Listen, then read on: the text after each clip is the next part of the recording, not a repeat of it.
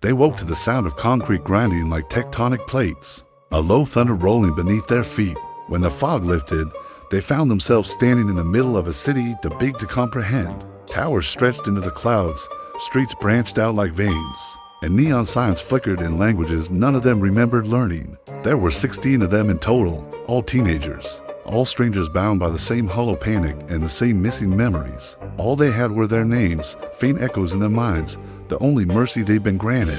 Before they could decide which way to run, the ground shuddered violently. Buildings slid sideways on invisible rails. Entire blocks rotated.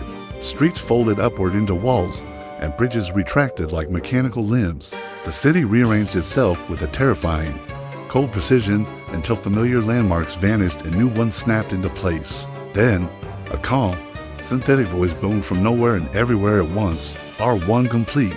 Panic erupted. The city wasn't just a place, it was alive. It was timed, and it was completely indifferent to them. In the chaos, a boy named Kai felt something worse than fear, a flicker of recognition. His eyes traced a skyline that no longer existed, yet it felt hauntingly familiar, like a dream that refused to stay buried. Over the next hour, they learned the first rule of this nightmare. Every 60 minutes, the city completely reset its layout. This wasn't random, it was deliberate. Anyone caught in a moving zone was crushed, dropped, or simply erased between the seams of concrete. They quickly learned the second rule. Maps were useless, screens glitched, compasses spun wildly, and landmarks lied. Survival depended on one thing: staying together.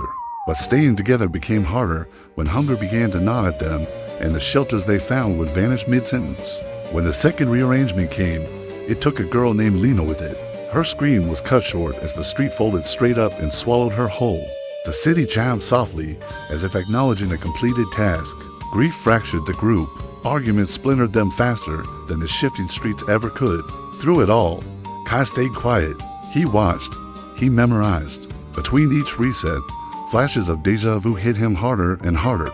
They weren't memories, not exactly, but patterns, instincts. He noticed the way a certain tower always slid east before it rotated, or how a particular plaza always became a dead end exactly 5 minutes before the hour. He began to lead them without announcing it, nudging them left just seconds before a collapse, pausing them under overhangs that miraculously didn't fall, choosing routes that felt completely wrong but somehow saved their lives. Suspicion followed him like a shadow.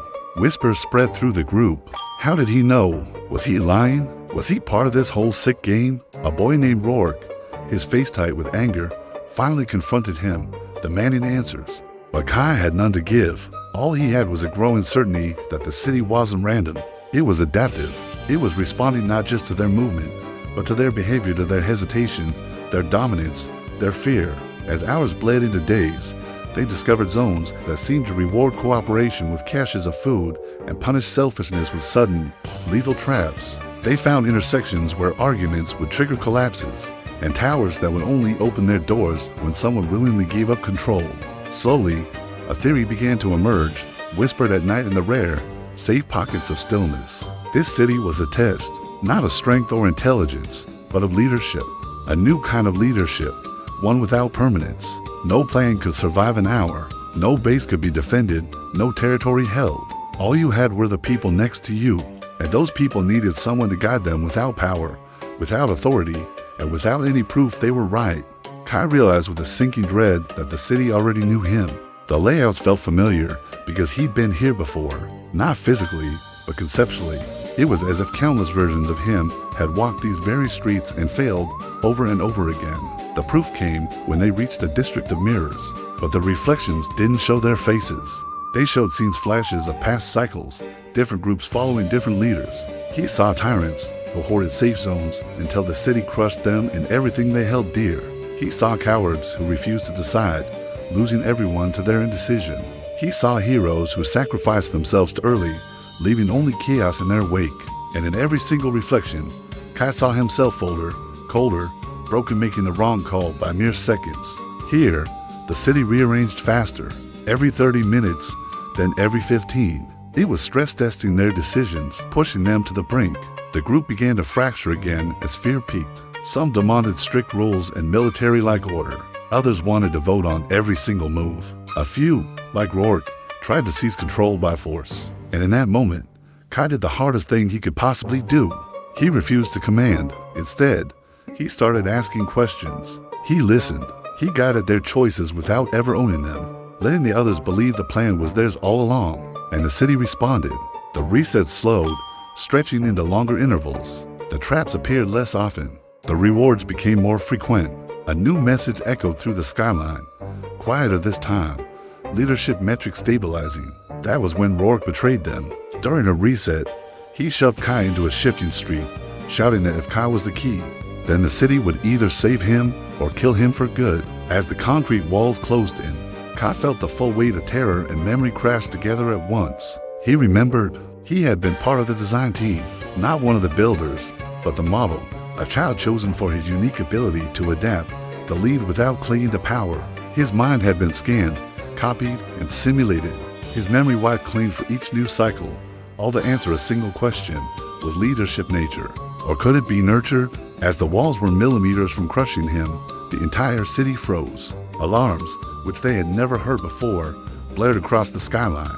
The voice returned, but now it was fractured, almost human. Subject Kaikor variable removal invalid. The street unfolded, releasing him. At the same time, Rourke was dragged screaming into a vertical collapse. The remaining teens stared at Kai with a mixture of awe and fear. But he didn't claim any special knowledge. He didn't explain what he remembered. He only told them to move, to trust each other, and to never, ever follow anyone blindly. The city began its final phase. It started rearranging continuously, a flowing, liquid maze of motion that required constant communication, constant adjustment. Leadership was no longer held by one person. It was passed from hand to hand, from moment to moment, and for the first time, no one died. Then, the skyline peeled back like a curtain, revealing the control horizon beyond the city. They saw a world of observers, long gone, their automated systems still running a test they never lived to see succeed. The voice spoke one last time, softer than ever before. Objective achieved leader, without permanence, the city stopped moving. The buildings locked into their final places. At street level, doors opened, leading outward into the unknown. Kai felt the pull of his own memory trying to anchor him, tempting him to stay in the world he now understood. But he chose to leave with them, stepping into an unmapped world where nothing rearranged on a timer. A world where leadership would still be needed, but would never be guaranteed. Behind them, the city that had been their prison and their teacher finally powered down, its test complete, not because one boy remembered his past, but because he had finally learned when to let it go.